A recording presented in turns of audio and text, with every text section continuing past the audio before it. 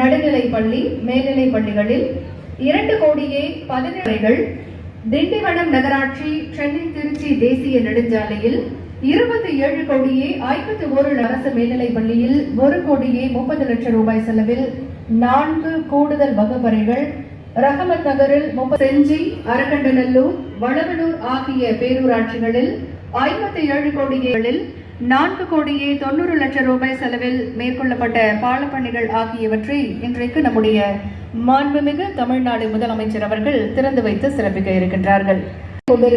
மேலும் அத்திட்டங்கள் அனைத்தும் கடைக்கோடி பகுதியில் இருக்கக்கூடிய மக்களுக்கும் சென்று சேர்வதை தொடர்ந்து உறுதி செய்து கொண்டிருக்கிறார்கள் நம் மாண்புமிகு தமிழ்நாடு முதலமைச்சர் அவர்கள். அத்தனை மாவட்ட வளர்ச்சி சீரான வளர்ச்சி என்கின்ற அடிப்படையில் ஒவ்வொரு மாவட்ட மக்களின் கனவுகளையும் அவர்களுடைய தேவைகளையும் வளர்ச்சிக்காகவும் அங்கு இருக்கக்கூடிய மக்களின் மேம்பாட்டிற்காகவும் பல்வேறு சிறப்பான. நான் தர்மபுரி மாவட்டம் விட்டாரடலி பஞ்சாயத்து எம்ரான் அலி கிராமத்தை சேர்ந்தவள். நான் டீ ஃபார்ம் முடிச்சிருக்கேன். எனக்கு நீண்ட நாள் கனவு மெடிக்கல் ஷாப் ஆரம்பிக்கணும்ட்டு. ஆனால் என்னிடம் போதிய பணம் இல்லாததால் மெடிக்கல் ஷாப் ஆரம்பிக்க முடியவில்லை.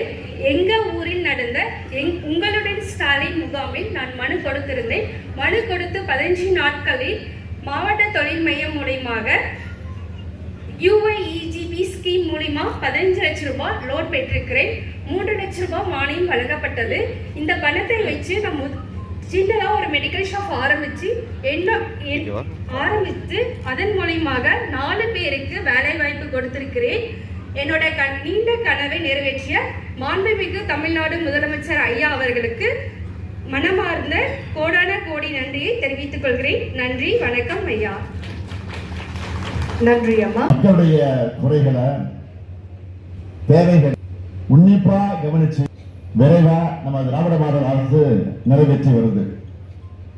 இது மக்கள்கிட்ட நம்பிக்கையும் எதிர்பார்ப்பையும் அதிகமாக்கிடுச்சு.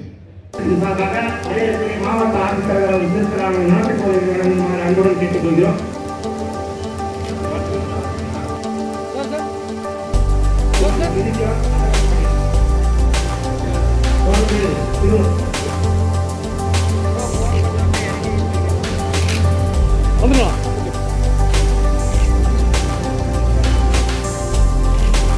திருமதி மகாலட்சுமி, திரு முருகன்,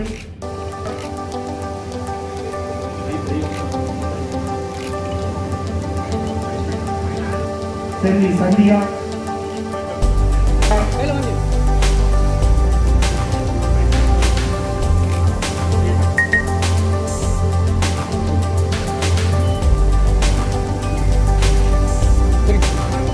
சார்பாக சாதித்த சங்கம் பிரியா கலைச்செல்வி.